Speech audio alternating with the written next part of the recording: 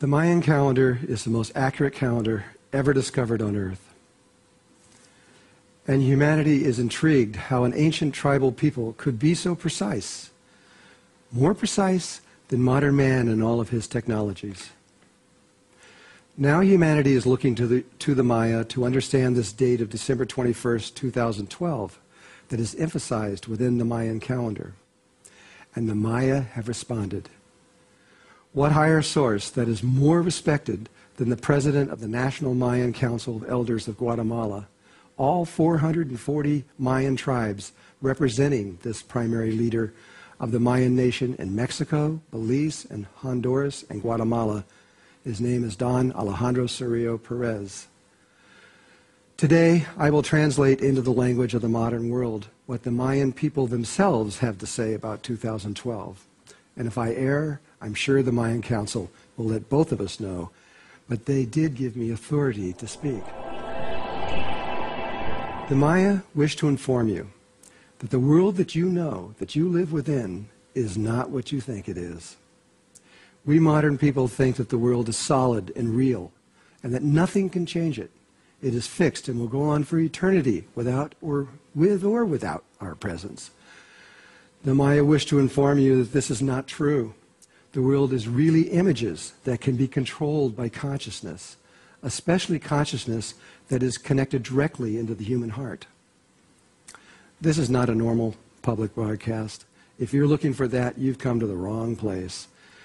You are about to enter into a way of being that is only understood by the ancient world. The modern world has almost no idea of what we are about to discuss, and generally, it doesn't even know that it exists. And yet, this way of being is exactly what you, the modern world, need at this moment in history, but you probably don't know it. Humanity is very much in the situation of a butterfly moments before it comes out of its cocoon. Everything it knew is about to change, and a completely new world is about to emerge.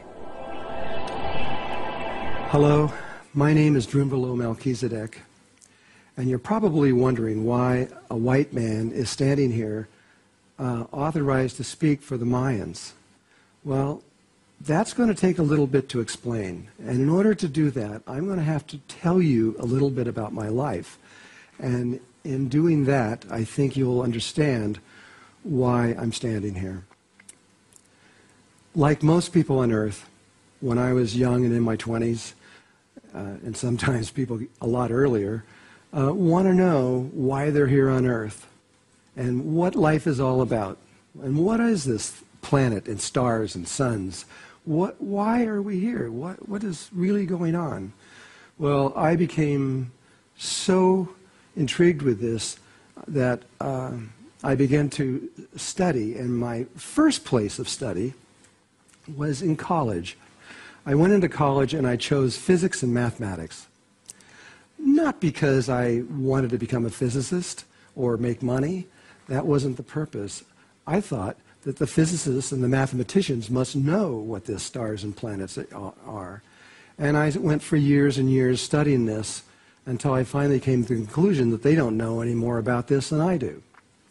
I then switched from the left brain to the right brain and began to study art and art history and painting.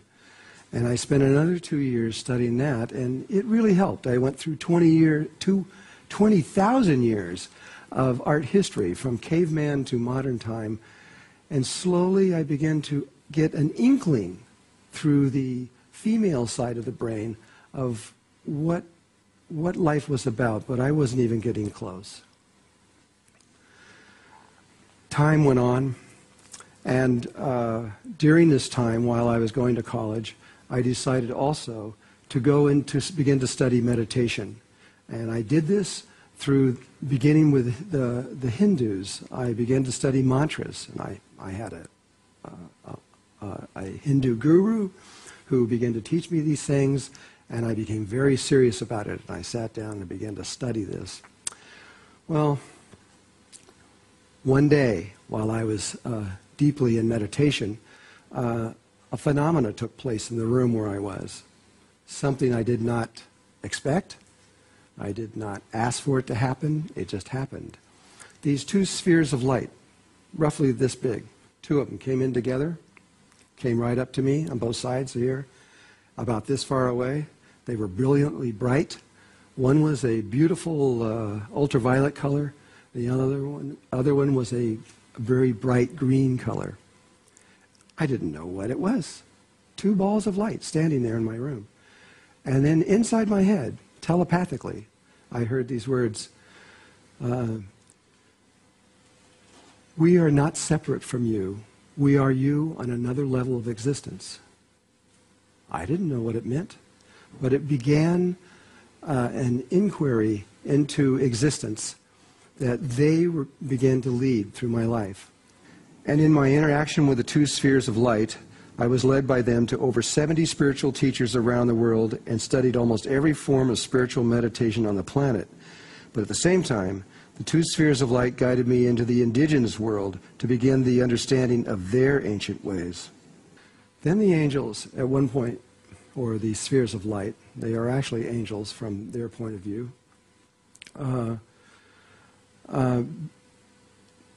began to lead me into the indigenous world.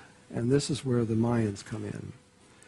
They led me to a tribe in New Mexico called the Taos Pueblo. And I spent 14 years with them. One of their teachers there is a man named Tell Us Good Morning. He's now passed on. He was the head of the Peyote Church for the entire United States. And he took me on and began to teach me. And other members of the Taos Pueblo began to also teach me.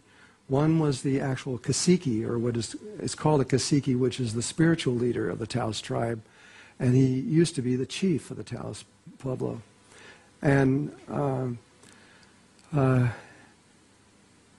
he taught me about crystals and about fetishes and how you could understand and change the outer reality through the use of crystals and fetishes. A fetish is a stone that you carve into a shape, and if you know how to use it, you can actually change your life in ways that no one would ever believe.